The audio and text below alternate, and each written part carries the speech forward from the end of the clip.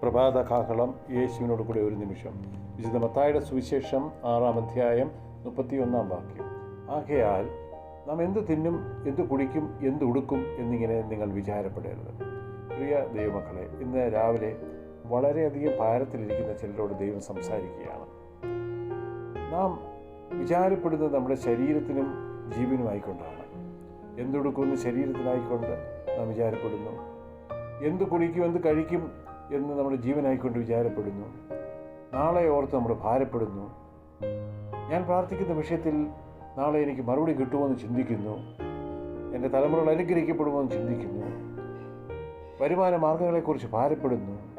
നാളത്തേടം എങ്ങനെ മുന്നോട്ട് കഴിഞ്ഞു പോകും എന്ന് ചിന്തിക്കുന്നു. എന്നാൽ ദൈവം നിങ്ങൾക്ക് മറുപടി തന്നിട്ടുണ്ട്. അതുകൊണ്ട് നാളേക്കായി വിചാരപ്പെടരുത്. പ്രിയമുള്ളവരെ, നിങ്ങളുടെ എല്ലാ പ്രശ്നങ്ങൾക്കും കർത്താവിൻ്റെ പക്കൽ പരിഹാരമുണ്ട്. ദൈവമക്കൾക്ക് വേണ്ടിയാണ് ദൈവം ഈ വചനം തന്നിരിക്കുന്നത്.